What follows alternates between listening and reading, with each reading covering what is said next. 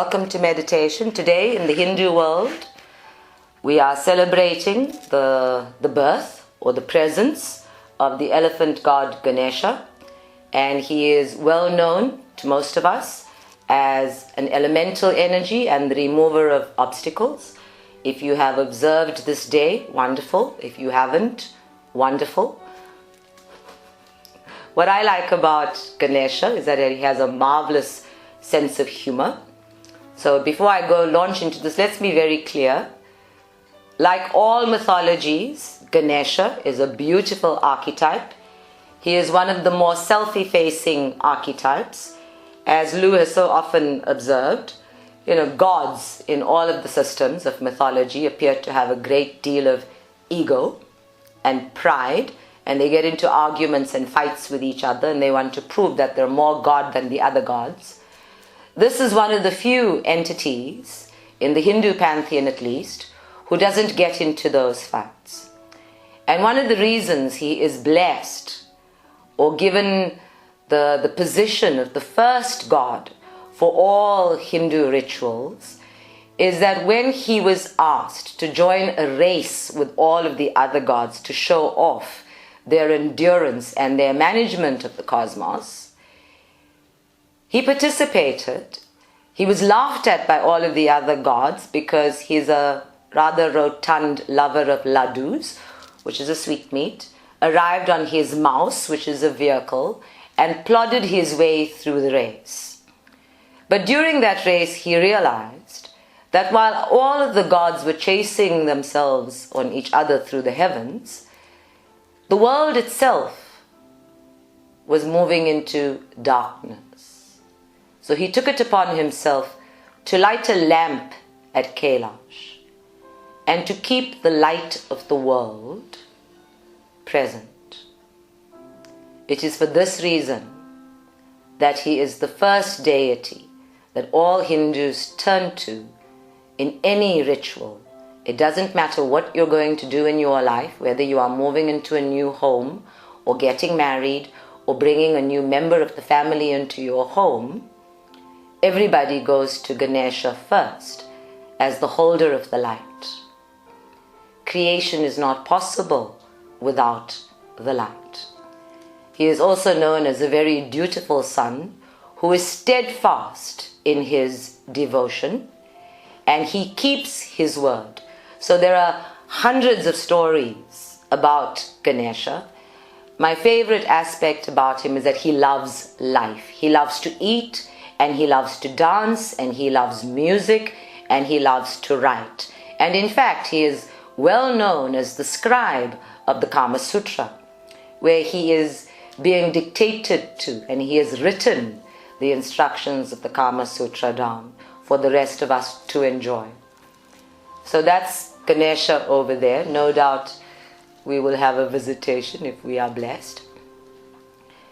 But one of the things that I notice about all of this mythology and the archetypes of it all is that there are always so many labels. And here in this meditation group, I see so many labels. I see them in my clients. And I thought I must clarify a few things today. Seriously. And now I'm being completely serious, people. If you are in this group, then you are part of a group that enjoys a few good labels. On the Yabba294 chat, you're all referred to as Yabbas. This does not mean that you talk as much as I do. It just means that you're a part of Yabba294. And if you're one of the women of Yabba294, you might occasionally be called a Yaya. This is a label. And we use them quite easily without any judgments or any criticism or any offense being taken. In addition to that, if you are a member of this group, then you are very likely to be a maverick sort of energy. Somebody who wants to see more of the world than the world as it is given or presented by others. Somebody who is a seeker. Somebody who wants to know more about self. These are all labels that we acquire when we engage with the spiritual pathway. But usually what brings us to the spiritual pathway is that we have so many other labels to contend with. We all have the labels that we've had from childhood that give us relationships. So we have those relationship labels. And we have the conditioned labels. Now, whatever label you have slapped onto yourself, just close your eyes for a moment and imagine that you have got a series of yellow post-its all over your person indicating the labels that you have acquired through your lifetime. Some of you may have more labels per year than others. Lots and lots of different meaningless words that you have acquired as your identity in this lifetime. Over and above relationship labels, as in son or daughter or cousin or mother or father or cousin or granny or whatever it is, you've all got the labels of hard worker. Well, some of you. Lazy? How's lazy going down? Funny? Selfie-facing? Humorous? Smelly? Anybody have that one? I've heard that label. How about broken, wounded, scarred, scared, useless, unable, loving, kind, generous, compassionate, beautiful? Labels. Just a bunch of words that we take to heart. A lot of words actually, because this is how we communicate with each other. We use words. We use words to express our judgments. We use words to express our appreciation. But all of these labels, like those post-its, stick. They become a second skin. They become the buttons other people press. So your yellow post-its turn to beautiful bruised red and purple post-its, and they adhere, they get stuck more closely than ever. And for all of you who think you are doing this work because you are wounded or broken, please disabuse yourself of the notion. You do not come to meditation, and you most assuredly do not come to soul coaching because you are in need of panel beating and repairs.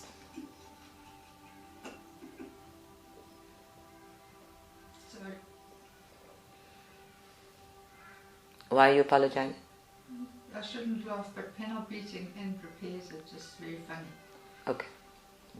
Glad to tickle your funny bone. Always happy to do that, even when I'm being serious.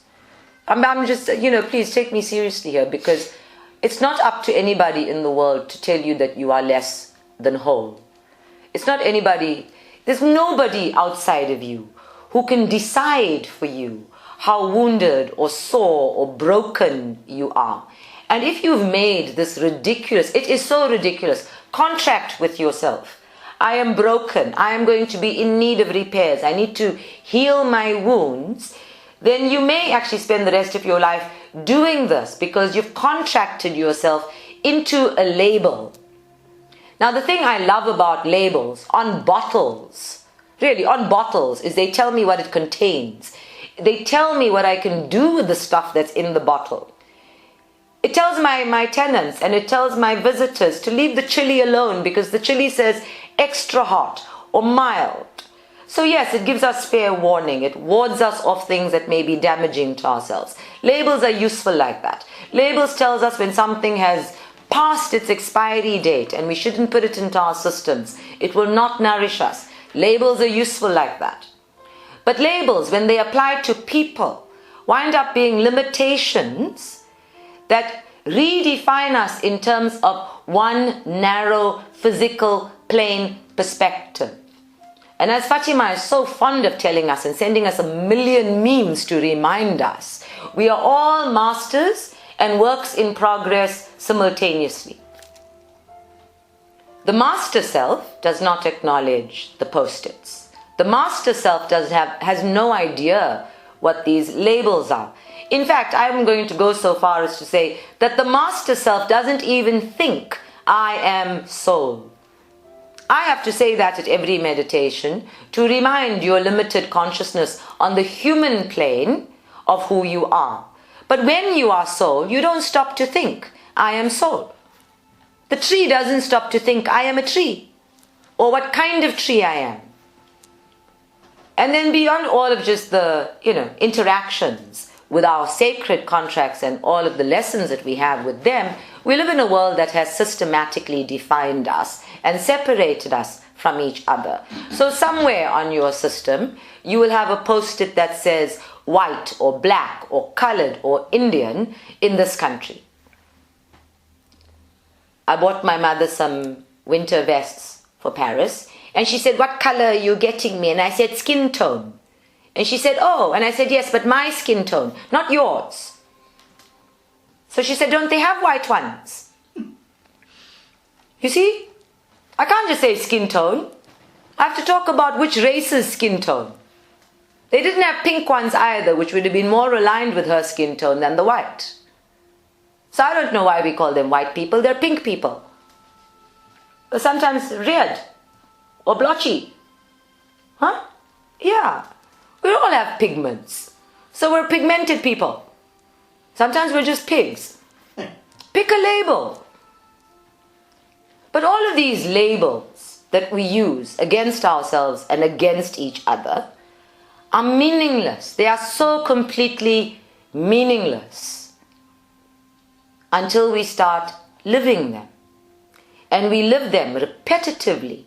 We entrench them. We endorse them in our thinking. We live them to the extent that we become the label. I had a client say to me recently, I'm a millennial, I said, well, good for you. Let me know when you're you. And then I'll engage with that. Because I don't know what a millennial is. It has no meaning for me whatsoever. I'm ADD, I'm ADHD, I'm autistic, I'm this, I'm that. Well, bully for you. Now get over it. Let's just be who you are as you are now. If you keep telling me that you are that, when are you going to see everything else that you are that is not that? So the Buddha, in all of his experiential wisdom, taught us that we must divest ourselves of the labels. Because the labels themselves are attachments. They are attachments to a particular way of thinking of self and experiencing self. The labels become a filter to what we create in our experiencing. They become a filter to how we experience others. They become a filter in all of our relationships, but most especially our relationship with ourselves. And I get sad when any of my students comes to soul coaching thinking that they are broken. I have to remind everybody, I am not a Satguru. I am not the art of living. I am not Osho. You are not one of hundreds of thousands of souls and bodies sitting there as an audience. I am very demanding.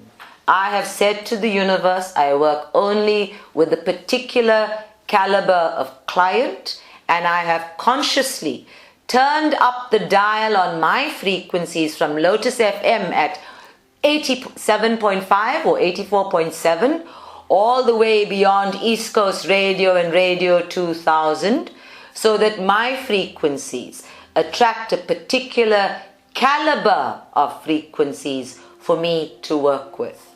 Much of your purpose as a student is to inspire the teacher into her own growing. I like that you pay me for it. That's a fabulous bonus. Please keep doing so. If you would like to double your input, feel free. I am receiving all comers at this point. But over and above the transactional relationship that we have a connection as souls. And I will not settle for the lower frequency of souls who are going to devour me, consume me, waste me, and make me burdened. The joyless ones. So you actually have to resonate at a particular frequency to be in this group. You are not Zuma. This is like the quickest way I can put this. You are not Zuma. You are in the group. You are not one of the 50 million people who is fast asleep. So you're in the group. Which means that you're at least, most of you, semi-awake. But this group has a kind of spiritual lethargy to it. Now, don't look at me like that. Look at yourselves. Close your eyes. Look at your post-it. There's a spiritual lethargy there somewhere. Because if I'm saying the 5 things, same thing for how many years did we decide it was? 6 years? Yes? I'm saying the same thing for 6 years. There's a spiritual lethargy going on. And that spiritual lethargy is directly aligned with all of those post-its that are limiting you. They are directly aligned with the identity that you think you have. Now, not so long ago, we had a big discussion about the difference between Shiva and Shiv. Shiva being the deity, limited, sitting there on a stand, and we can all see him and we can worship if we like. But Shiv, as this massive consciousness that is constantly changing in a random but organized and most importantly disciplined fashion, has no labels.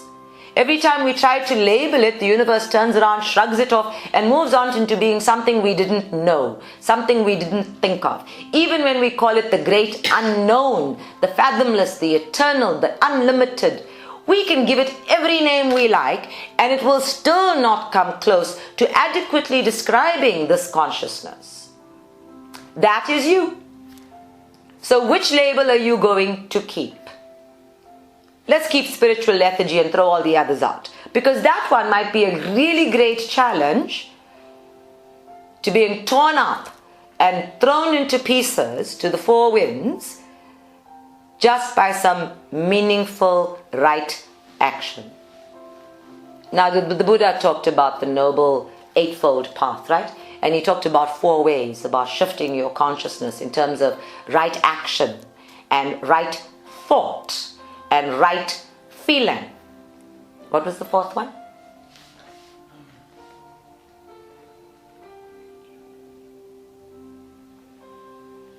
Nobody can remember. See? I can't remember either. Somebody will have to teach me this one. Where's the Buddha? Not here. Okay. Can't remember. The focus, however, was that everything needed to be right. So I asked him, what is this emphasis on right in the duality? And you're telling me most of the time that the duality does not exist. What is this emphasis on right? And he said, when you are speaking in the duality, you must speak the language of the duality, where people see right and wrong, and you want to point them in one direction. You want them to use their energy in one flow. You want them to create in one way with others. Then you must use the word that they will identify as being the one to follow. Therefore, the word right. So if we're going to choose labels, if we're going to differentiate between this and that, let us choose a label that is empowering, uplifting, that is fun, that isn't burdensome, that is light for us to carry within ourselves and to use, to activate, to action as ourselves.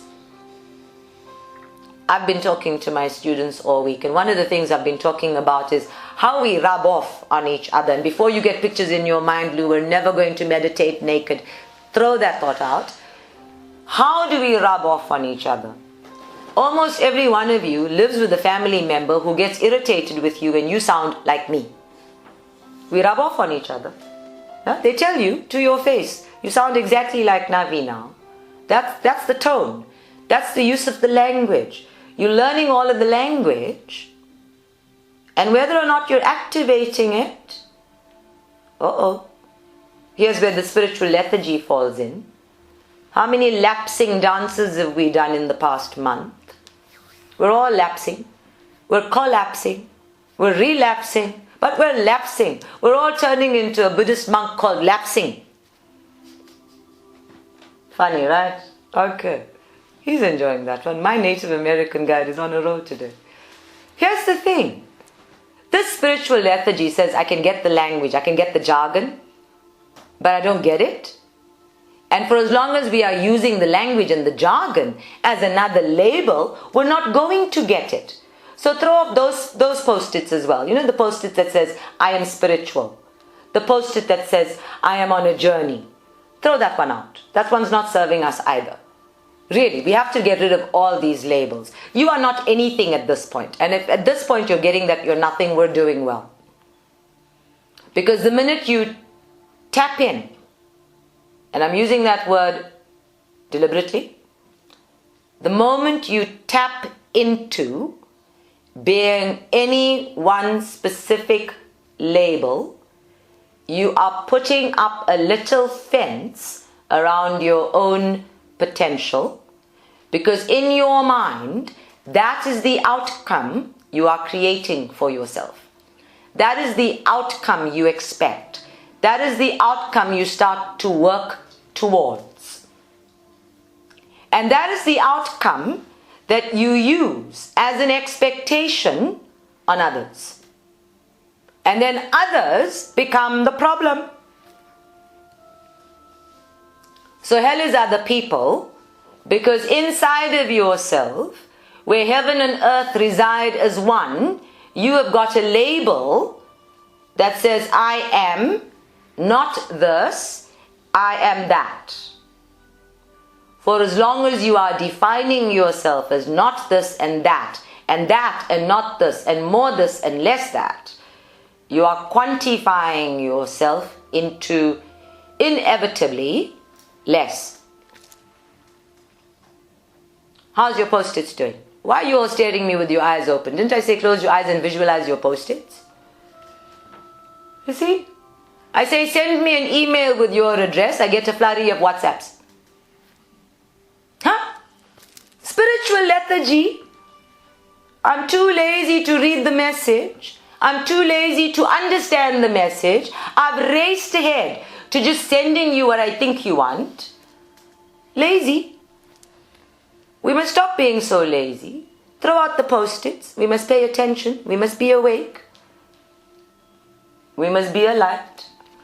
We must stabilize the universe by stabilizing ourselves. So how are those post-its doing? Have they turned red or are they falling away? Divest yourself of the post-its. Anybody have a post-it that says old? Too young?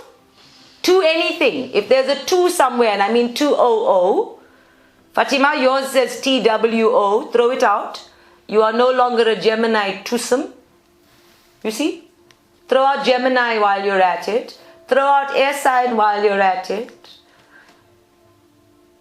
I drive a this car or that car, throw it out. I live in this area or that area, throw it out.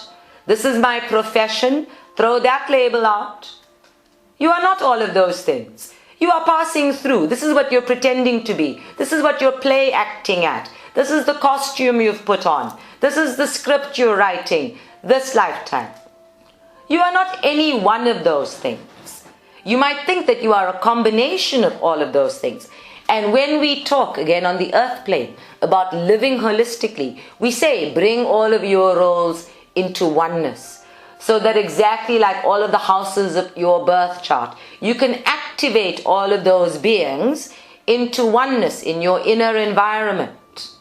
And in doing so, you transcend, not fall asleep at meditation, you transcend the labels. So today we're just going straight to the labels. I'm getting tired of waiting for all of you to get off your spiritual lethargy and transcend without sleeping. So let's just toss away the labels. What other labels have we got? Too short? Too fat? Too thin? Too beautiful? Anybody got that one? Toss it out. Too honest?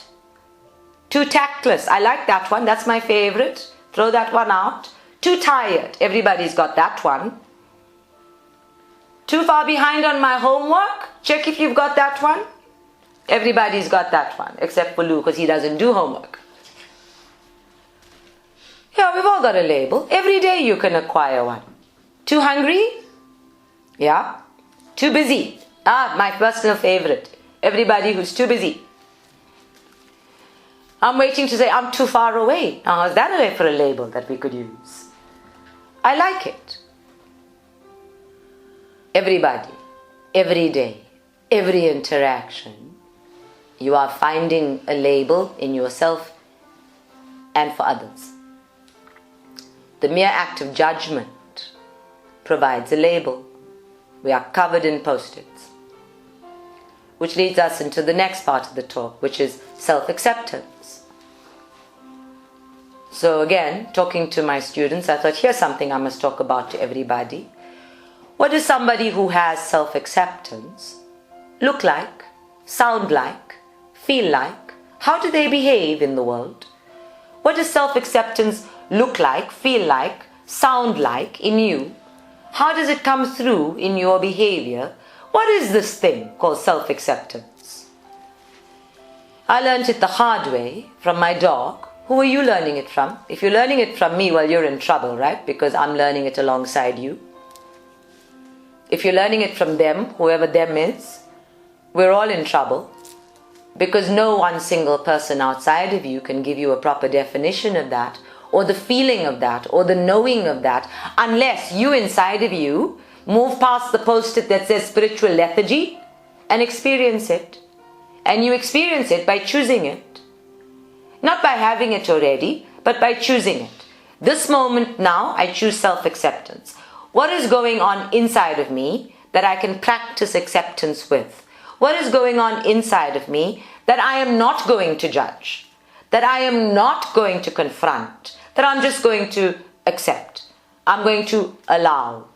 I'm just going to be with it for now. I'm not going to rush off and deal with it. I'm just going to be with it.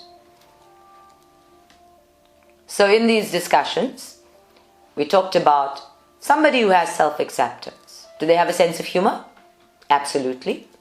Do they feel light when you talk to them? Usually. Are they slightly rebellious in the world? Oh yeah, they have to be.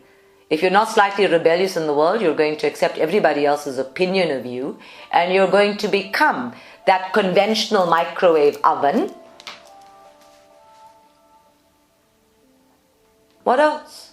Are they powerful? Inside themselves? Yes. Outside in the world? They don't care. Do they use their power? Yes. Usually for the highest good of all parties concerned. Do they have a voice? Usually. Do they care if somebody else is listening? Hell no. Do other people listen anyway? Of course. Why? Self-acceptance gives you a note of assurance, authority. But nobody can give you that. We can teach you everything that the Bhagavad Gita, the Torah, the Quran, the Bible, and every other great book ever written, including the history of man, and still it will be something that sits over there waiting for you to choose it. And I'm saying waiting because it's there and it's not being chosen and not being lived fully. So from my human perspective, it appears to be waiting. But really, in universal terms, it just is. Like the rest of you, it just is. So don't worry about it waiting. Focus in on choosing it. If there is anything about you that you don't like, accept it now. Throw away the label first. You might discover that there's less that you don't like. And when you've thrown away enough labels to not care about whether other people like you or not, you will liberate yourself into liking you anyway. And when you like you, which is an active moment by moment thing, you won't have to worry about whether you love you or not. Liking you right now is far more important than loving you. Liking is the thing we do in every moment of every day. I can love you generally, really I do, I love all of you, but sometimes I don't like you very much. Like when you don't come to meditation, I don't like you very much. When you lie to me about something and give me a pathetic excuse for your spiritual lethargy, I don't like you very much. When you don't do your homework, I don't like you very much. When you overfeed the dog, I don't like you very much. When you don't follow the instruction I've given, because that is what I'm guided to give, I don't like you very much. But I love you anyway. You get it? Of course you do. So, can you just like yourself? Can you make that an active, day-to-day remover of your obstacles? Be your own Ganesha. When you like yourself, all those anxieties, all those concerns about not being good enough, about acquiring another label or not living up to a label that you've got posted onto you, they dissipate slightly. I like every day, I really like every day that I am breathing.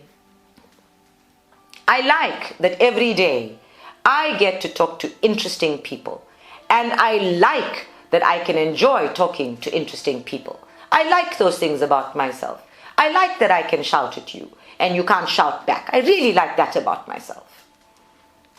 I like that I talk to spirit. It's very challenging. It makes me look crazy and weird in some circles, but I like it. And I like that it lives inside of me. And most of all, when I look at all of you, I like that you are willing to be challenged. You're in this group, you must be willing to be challenged. If you didn't want to be challenged, you'd be sitting in an audience of 1,000 or so somewhere else. I like that you put up with all of this ranting and raving. It must say something good about you. I like that Oliver gives us his cabin attendant voice when he does a sound check, and that he does it with such style. I like it that you all have a personality and a style of your own that connects us, that uplifts us. I like that you support each other. I like that you meet for coffee. Why don't you like all of these things in yourself? I like that Charmaine comes here and offers to cook. I like that Fatima sends memes. I like that we laugh at each other and we send ourselves crazy photographs on WhatsApp and somebody has to say, what am I looking at? I like that we greet each other with happy birthdays and that we wish each other for religious festivals despite the fact that we are all originating from different religions. I like all of this. And all of this exists in the network because it exists in you. You do not need permission to like it too. I like that you're all creative beings. And I like that you work hard. But those are not labels. They're just aspects of you that we can enjoy, that we can activate the joy within us when we experience it.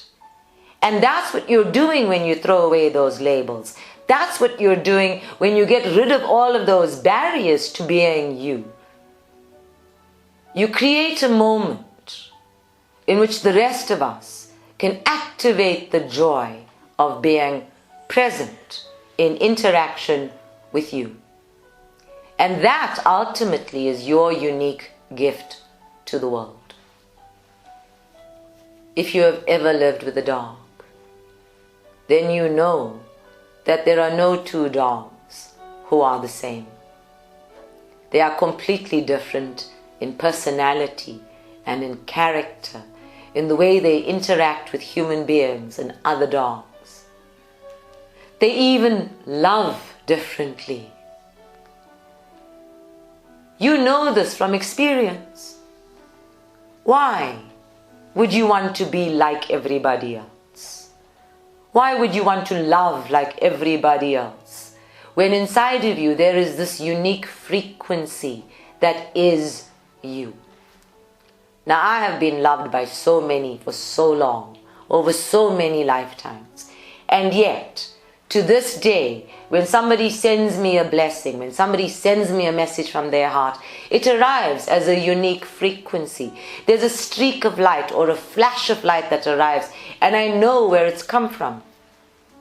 Sometimes people send me a WhatsApp text and no light comes with it, so I ignore it. I might even delete it because it was so utterly without heart. And what makes it with heart is who you are inside. that you are willing to share that light, to activate the joy of being in your presence within somebody else. I always use dogs as the example of unconditional love because that's what we experience with them when they live with us as family, when we get to know them, when they come as visitors like Molly is today. We know this. The differentness in the loving isn't making it less or more. It doesn't make one god dog more valuable than another or one cuter than the other. Word to our knees about Lady and Hannah there. Here's the thing. Love is love is love. Don't slap labels on it. Take off all the post-its. Because that's what we do. We label each other, we label the love, we label the relationship, and before you know it, we're so entangled with all of the labels that we're not even living the relationship anymore. So any phrase that you've got as an affirmation that says, I am, and really it would be something that makes you all that, right? Like the best thing since sliced bread. Well, unless you're living it, it's a lie.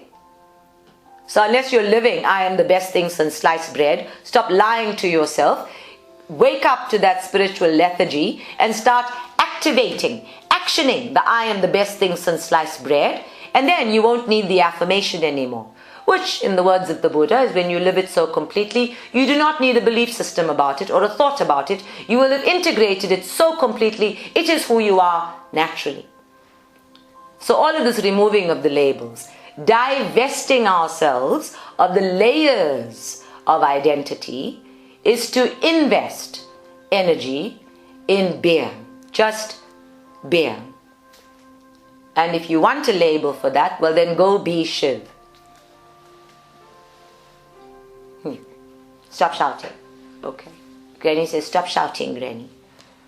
Paddy says, I know, I get so excited. I get so passionate about this because I don't like seeing these post-its on all of you. Underneath the post-its I see scars on the heart and scars on the solar plexus, and I see scars on your skin. And I don't like it. And the reason I don't like it is because it's not you. It always feels to me like somebody put the post-it on you, and when it got stuck there, it started to leach on you. And it started to suck you dry of all of your life force. And then you gave it permission to stay there. You know, leeching was an ancient system of medicine in colonial England, which is how, colonialism generally worked, like a leech. So what it does is that they stick it on your skin and they suck the blood out of you in order to remove your ill humors. Never mind that you got more ill-humored as they sucked the life force out of you. So you don't actually have to have a relationship with somebody who is a vampire energy and draining you of energy when you adhere to your labels. Meaning, when you maintain the practice of living your labels. The label adheres to you, you adhere to the label. We are now a happy relationship with each other, happily synchronized into staying wounded and less. And it's not who you are. You are a student of the center because I see the light of you. You are a student at the center because I have faith in you. You would not remain if I didn't. I am much too demanding for that. So today I am claiming, like I have done before, I do not settle for less. I do not settle for less. And as the hub of this network, as the frequency of this sacred space, I will not settle for less. You cannot be in this network and be less simultaneously. It is not possible. You have to believe that. You have to know that for yourself. And the only post-it I see between what I say and what you know is spiritual lethargy at this time. Part of the equinox healing, the waters of the world, is to heal the waters within ourselves. And in healing the waters within ourselves, to help all of the frequencies of 308 chakras to flow more easily. that I, the transformer, is able to flow with grace and with ease into the world. That my inner energetic communications must be well synchronized and harmonized for the highest good of all, that I may live it fully. So before I go to Lord's, let us remove your post-its. Let us set aside your spiritual lethargy moment by moment. And I am going to implant in your brain my voice saying, don't be lazy.